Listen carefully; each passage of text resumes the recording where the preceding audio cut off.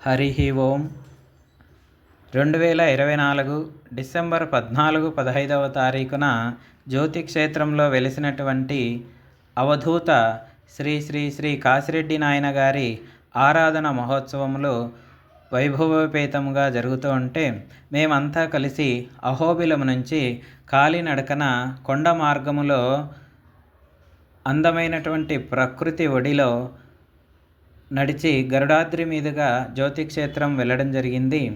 ఈ ప్రయాణం అంతా చాలా ఉల్లాసంగా, ఉత్సాహంగా, ఉత్తేజంగా ఉంటుంది. ఎందుకంటే పచ్చని వాతావరణము, ఎత్తైన వృక్షములు, పిల్ల కాలువలు, పక్షుల కిలకిలారావములతో చాలా శోభాయమానంగా ఉంటుంది. మనం నడుస్తూ ఉన్నాము అనేటువంటి బాధను కూడా మర్చిపోయి నడవగలిగేటువంటి శక్తినిచ్చేటువంటి ఓషధుల గని మన యొక్క నల్లమల కొండలు. ఈ నల్లమల కొండలలో నడుస్తూ ఉంటే మనకు శరీర బాధ దానికదే ఉపశమనం కలుగుతూ ఉంటుంది. అది ప్రకృతి మాయ. మన అహోబిలంలో వెలిసినటువంటి నవనారసింహ క్షేత్రములలో ఒకటైనటువంటి శ్రీ యోగానంద లక్ష్మీ నరసింహస్వామి క్షేత్రం నుంచి మనకు నడక మార్గం ఉంటుంది. ఇక్కడే కాశిరెడ్డి నాయన గారి ఆశ్రమం కూడా ఉంటుంది. అక్కడ భోజన కార్యక్రమాలు ముగించుకొని భగవంతుని మనసులో ప్రార్థిస్తూ నడుస్తూ ఉన్నాము అనేటువంటి అంశమును గుర్తు చేసుకుంటూ మనలో మనము పొంగిపోతూ మన నడక మార్గమును ప్రారంభించవచ్చును. ఇక్కడి నుంచి ఇక్కడ చూడండి, ఇరువైపులా చాలా అందమైనటువంటి వృక్షములు, మంచి నడక మార్గము, మంచి పక్షుల కిలకిలారావములతో మనకి స్వాగతం పలుకుతున్నాయా అన్నట్లు ఈ అడవి చాలా శోభాయమానంగా ఉంది.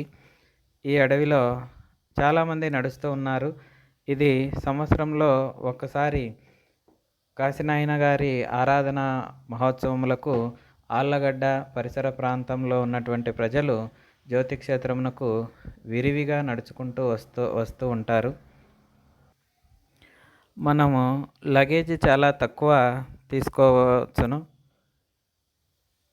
Less luggage more comfortable. ఈ మార్గముననే నడుచుకుంటూ వెళ్తూ ఉంటే మనము అహోబిలం నుంచి పావన లక్ష్మీ నరసింహస్వామి క్షేత్రమునకు వెళ్ళేటువంటి వెహికల్స్ మనం చూడవచ్చు.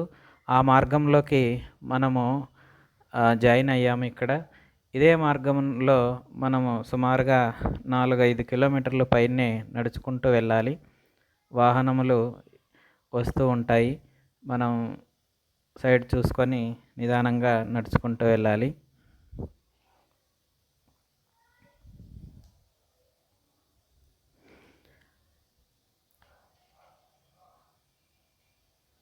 ఈ మార్గంలో మనకేమి జంతువుల భయం ఏమి అక్కర్లేదు.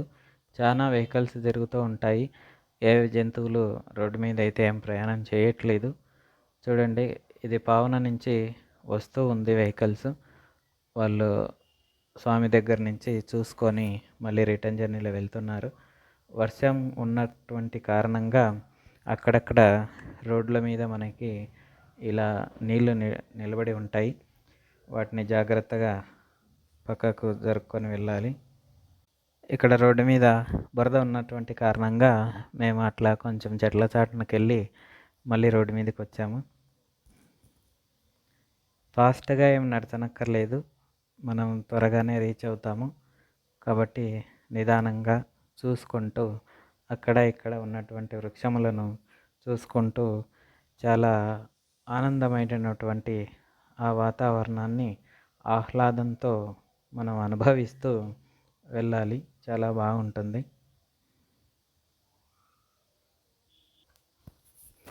ఈ మార్గంలో చాలామంది ఆరాధన కార్యక్రమములకు వస్తూ ఉన్నారు. చాలామంది మాకు కనపడ్డారు రోడ్డు మీద.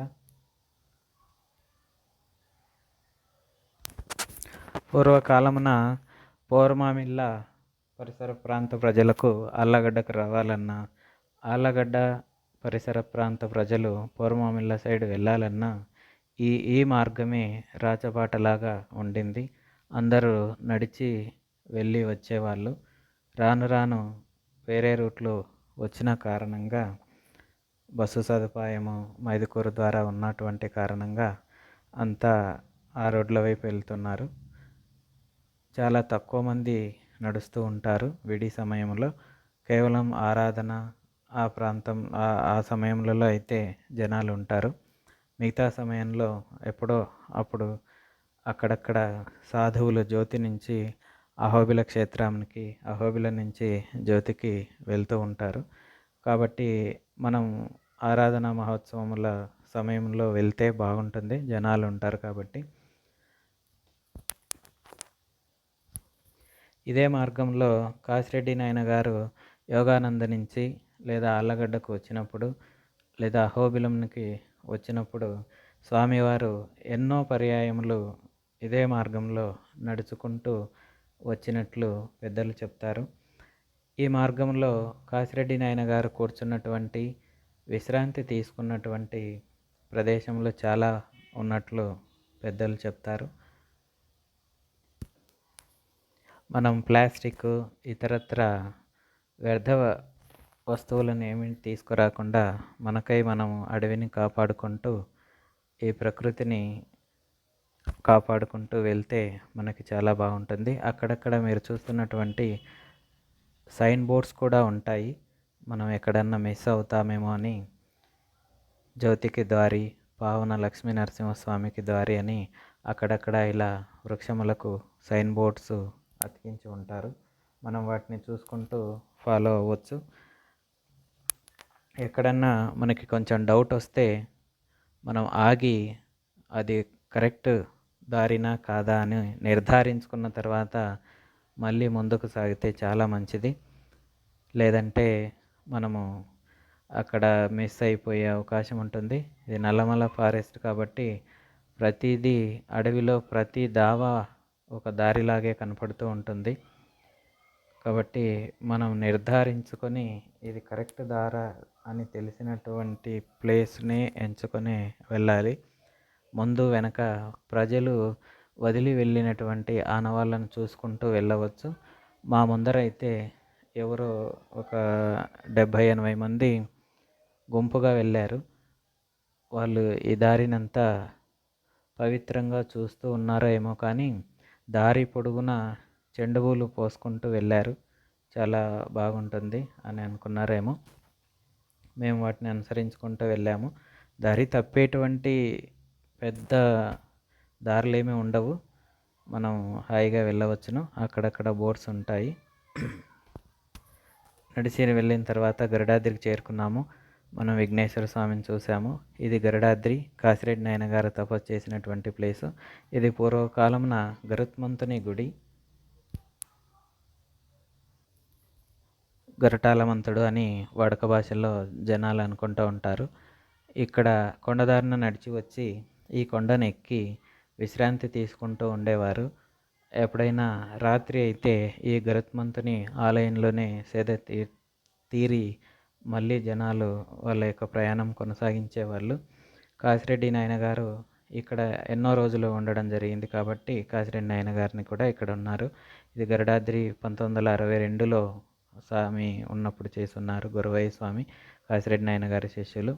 వారి ఫోటో కూడా ఇక్కడ మనం చూడవచ్చు. కాసిరెడ్డి నాయనని చూడవచ్చు.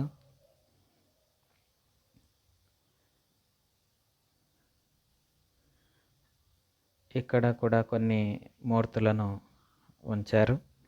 వారిని మనం చూడవచ్చు.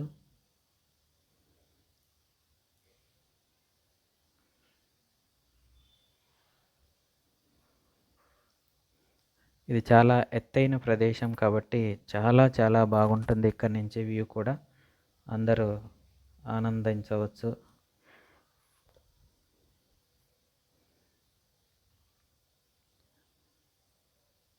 ఇది స్వామివారి గుడి. కాసిరెడ్డి నాయనని మనం చూడవచ్చు. సాక్షాత్తు ఆయనే నిలిచి ఉన్నాడా అన్నట్లు కనపడుతూ ఉంది. పక్కనే మనకి విష్ణుమూర్తి, గరుత్మంతుడు, శ్రీకృష్ణుడు ఉభయ ఆలయాలు కూడా ఉంటాయి. వాటిని దర్శించుకోవచ్చు.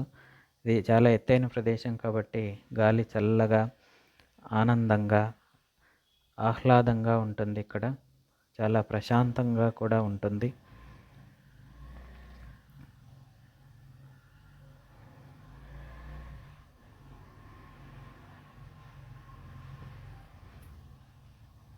ఇది హోమగుండం కూడా ఉంటుంది, హోమం చేస్తారు. ఇదంతా గరు గరుడాద్రి ఆలయం, కాసిరెడ్డి నాయన ఆశ్రమం యొక్క పరిసర ప్రాంతాలు. ఈ ప్లేస్లో నరసింహస్వామి వచ్చినప్పుడు గరుత్మంతుడు కూడా వచ్చాడు కదా, హిరణ్య కశిపుని యొక్క వృత్తాంతంలో. అక్కడ గరుత్మంతుడు ఇక్కడ ఉన్నాడు, ఇక్కడ కూర్చున్నాడు, ఇక్కడ ఉన్నాడని చెప్తారు పెద్దలు. ఇక్కడి నుంచి కొండలు చాలా అందంగా ఆనందంగా ఉన్నాయి చూడండి. ఇక్కడ మనకి నిరంతరము అన్నదాన కార్యక్రమం జరుగుతూ ఉంటుంది. అలసిపోయి నడిచి వచ్చినటువంటి వాళ్ళు ఇక్కడ భోజనం చేయవచ్చును.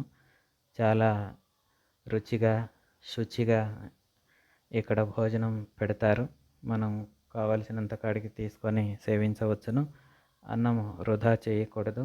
అన్నం పరబ్రహ్మ స్వరూపము. ఇక్కడ మనం చూస్తే బాధ కలుగుతుంది, చాలామంది పెట్టించుకోవడం అక్కడ పారేయడం ఉంటుంది. అలా చేయవద్దు. ఇక్కడ నేను చూస్తే గోశాల, తర్వాత కోనేరు, తర్వాత పైకి కొండ ఎక్కి చూస్తే మనకు కాసిరెడ్డి నాయన గారు తపస్సు చేస్తూ కాసేపు కూర్చున్నటువంటి ప్రదేశాలు ఎన్నో ఉంటాయి. అవి పెద్దలకు తెలుసు. అందులో 1, 2 ఏర్పాటు చేయడం జరిగింది. మనం ఇక్కడ నుంచి కొండ ఎక్కితే వెళ్ళి చూస్తే ఉంటుంది కోనేరు మీదుగా. ఇంకా రంగనాయకమ్మ గారు, ఇంకా కొంతమంది దివ్య సమాధులు కూడా ఈ పరిసర ప్రాంతాల్లో ఉన్నాయి. ఇక్కడ కాలినడకన వచ్చి ఉంటాం కదా, కాళ్ళ నొప్పులు, తలనొప్పులు, ఏదైనా శరీర బాధలు ఉంటే ఇక్కడ మనకు మందులు కూడా ఇస్తున్నారు. కావలసిన వాళ్ళు తీసుకోవచ్చును. ఉచితంగా పంపిణీ చేస్తున్నారు, అన్నదానం చేస్తున్నారు. వాళ్ళందరికీ మనం కృతజ్ఞతలు చెప్పుకోవాలి. ఎందుకంటే ఆ కొండలోకి తీసుకొని వచ్చి పెట్టడం చాలా గొప్పతనం.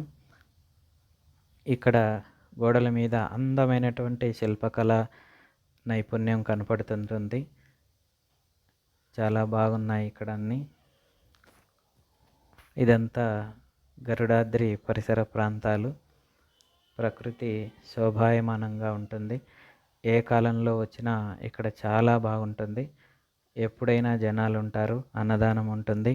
మనం తీరిక చేసుకొని వీలు చేసుకొని ఎప్పుడైనా రావచ్చు. మళ్ళీ ఒకసారి నాయనగారిని దర్శించుకోండి. నాయనగారి ఇరు పార్శ్వములకు ఇంకా మూర్తులు కూడా ఉన్నారు, వారిని కూడా దర్శించుకోండి.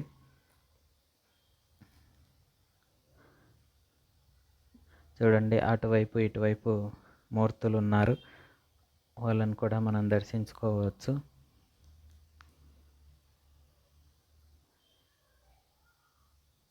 గరుత్మంతుడు, ఆంజనేయుడు, సుదర్శనుడు, ఇలా చాలామంది చాలా భగవంతుల మూర్తులు ఇక్కడ ఉన్నాయి.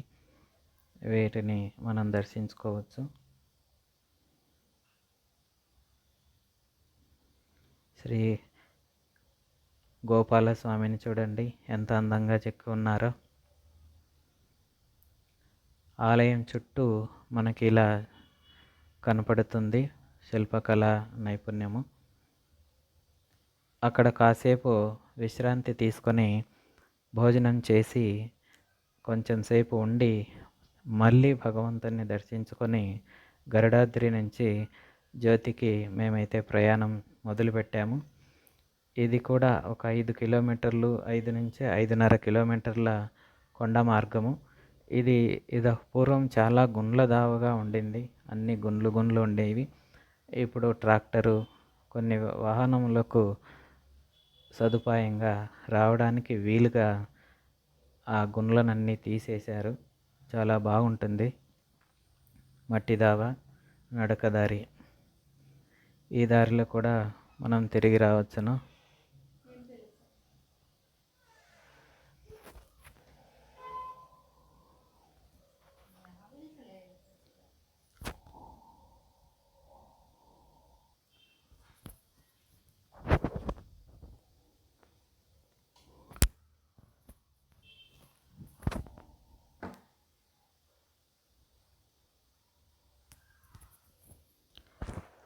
జ్యోతి క్షేత్రం చేరుకున్నాము. చూడండి, జ్యోతి క్షేత్రం చాలా అందంగా అలంకరించబడింది. జనాలు చాలామంది వచ్చారు. మాకి దర్శనానికి గంట సేపు పట్టింది. క్యూలో నిలిచి ఉన్నాము. చాలామంది జనాలు వచ్చారు. చాలా సుందరంగా, అందంగా అలంకరించబడినటువంటి మన అవధూత కాసిరెడ్డి నాయన గారి దివ్య సమాధి చెంత మనము ఉన్నాము.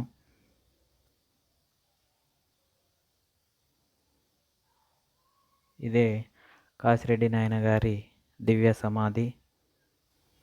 చూడండి, క్యూ చాలా పెద్దగా ఉంది. దేవాలయ నిర్మాణం ఇంకా జరుగుతూ ఉంది. చాలా సుందరంగా ఉంటుంది. చాలా విశాలంగా కూడా ఉంటుంది. ప్రతి స్తంభం మీద చాలా చాలా శిల్పకళ నైపుణ్యతతో కూడినటువంటి దేవతామూర్తులు చెక్కబడి ఉన్నాయి. మన తెలుగు సంవత్సరములు 60 సంవత్సరములు 60 స్తంభాలకు ప్రతీకగా ఉన్నాయి. ఇక్కడ హరికథా గానం చేయబడుతోంది. కాసిరెడ్డి నాయన గారి జీవిత చరిత్ర. ఇవన్నీ జ్యోతులు అమర్చబడి ఉన్నాయి. శ్రీ కాసిరెడ్డి నాయన గారి జ్యోతి మహోత్సవము ఇది. జ్యోతి ప్రజ్వలించినప్పుడు ఇవన్నీ ప్రజ్వలింపచేస్తారు. చాలా శోభాయమానంగా ఉంటుంది. గుడి ముంగిట పెద్ద పారాంజ్యోతి అమర్చబడి ఉంటుంది.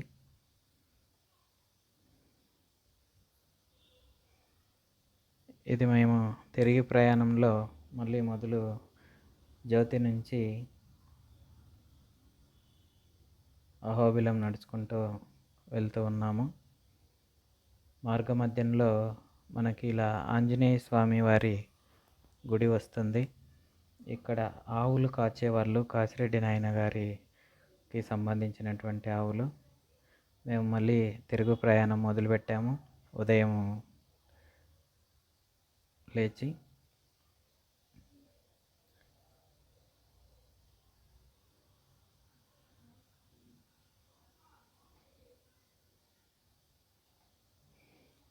ఇక్కడ మళ్ళీ నడుచుకుంటూ వస్తూ ఉన్నాము.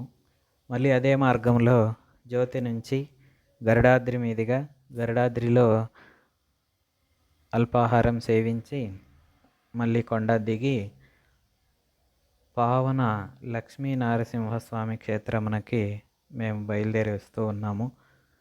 వెళ్ళేటప్పుడు పావన లక్ష్మీ నరసింహ క్షేత్రాన్ని మనం దర్శించుకోలేదు.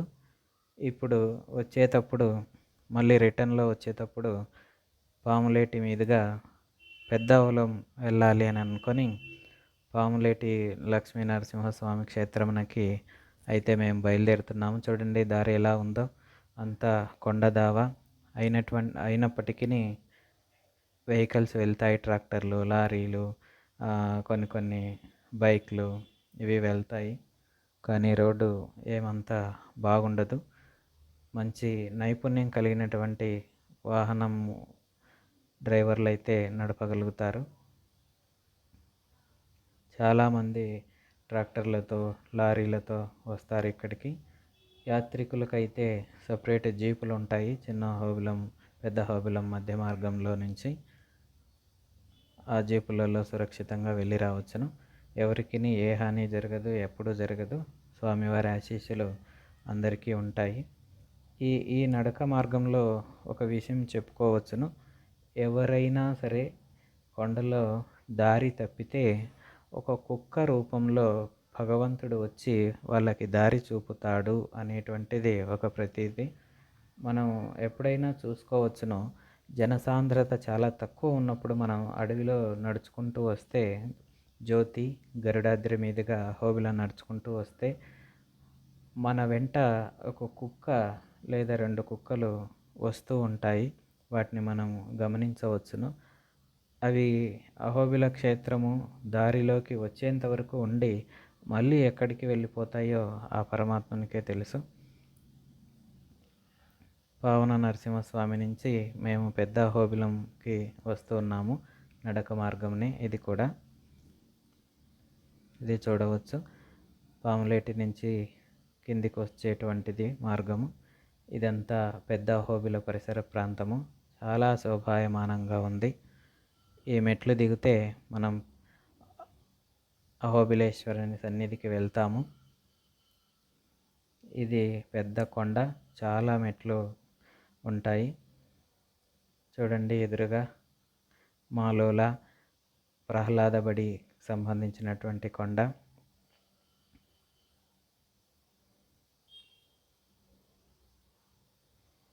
ఇది పెద్ద అహోబిలము. స్వామిని దర్శించుకొని మేము బయటకు వచ్చాము. చాలా సంతోషంగా ఉండింది నడిచి వెళ్ళి మళ్ళీ నడిచి తిరిగి రావడం. ఇదంతా ఎగువ అహోబిలము లేదా పెద్ద ఓలం అని అంటాం మేము వాడుక భాషలో.